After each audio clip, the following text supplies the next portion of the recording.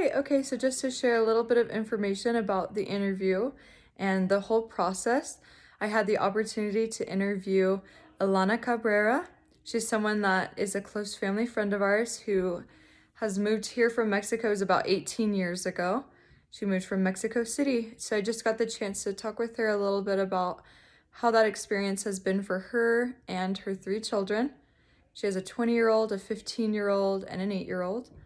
And so we were just able to talk a little bit about their experience. One thing that I've always noticed and have known about this person is, they always are wanting to share and stay close with their cultural identity in the way of food, and like sharing recipes is something that they've always done with my family. And so we were able to talk a little bit of, some of the ways that they've been able to incorporate their Mexican culture into their everyday lives.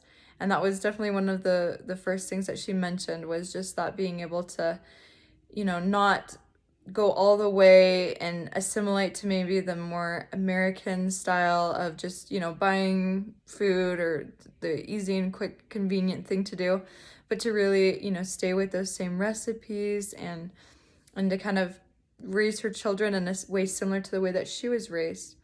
And we also got to talk a little bit about kind of the challenges that this has brought. She said it's definitely very difficult because she feels that her family is totally different than they would be if they had been growing up in Mexico. And a big reason for this is the separation of family. In many Latino countries and cultures, it's very common for the cousins and the aunts and uncles and immediate and extended family to all be so close together and, the best of friends and always together. And of course, that's how Ilana, this person, was, raised and grew up in that manner. But because she has left and came here, her children don't really have those same type of relationships and bonds with their family.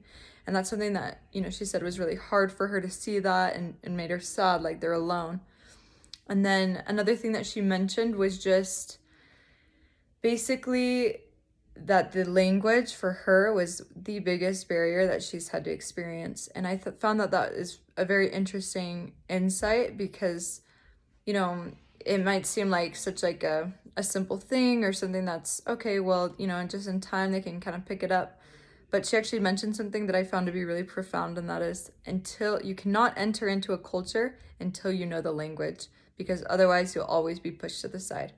And I just realized too that there's actually a really good message in that of how we, as natural born US citizens, and really in whatever group we might find ourselves in, where we're comfortable, where we're the majority, we can always be sure to include other people and help them feel, help them not notice what makes them different. And I think that she's experienced that in the sense that, maybe many times people do make her feel different and let her know that, oh yeah, you don't understand things in, the right amount, or things like that. And that can definitely be kind of isolating. So that was an interesting insight. Probably the most interesting thing that I was able to speak with her about too was kind of what she struggled with American culture, and that being, when they're 18, the kids are just sent away and off to work and school, and they're just expected to grow up just like that. And that really kind of troubled her, and she felt like, well, every kid is different. They have different needs, and in Mexican culture, that doesn't happen very often. It's usually later in life once they're married or they're very settled. And I did think that was interesting that, every individual is so different that it's kind of hard to imagine that, a one size fits all, everybody's ready at the same point. Maybe we could be a little bit more understanding about that. So these were just some really interesting insights that I learned from being able to interview this person. And it also made me just remember, Mexico and how much I love that place and what a beautiful country it is. And thank you so much.